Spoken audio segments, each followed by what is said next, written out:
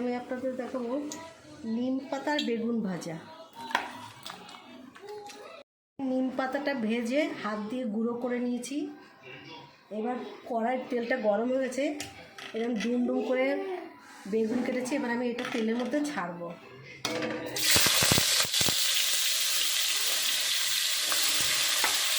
এটা বেগুনটা একটু লাল লাল করে ভাজা ভাজা হয়েছে, এরকম ডুম ডুম থাকবে বেগুনটা ভাজা তেলে।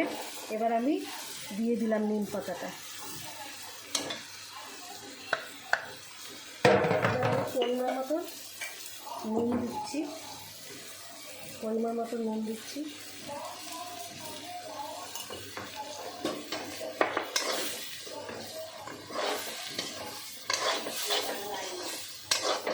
এবার আমি নাড়াচ্ছি, পুরো গোটা গোটা বেগুনটা থাকবে, খেতে বেশি টেস্টি লাগবে। আপনারা বাড়িতে এইভাবে করবেন।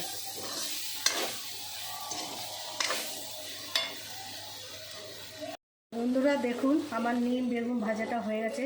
পুরো বেগুনগুলো এরকম গোটা গোটা থাকবে, লাল লাল করে ভেজে আপনারা বাড়িতে এইভাবে করবেন। ভালো লাগলে শেয়ার করবেন, লাইক করবেন, সাবস্ক্রাইব করবেন।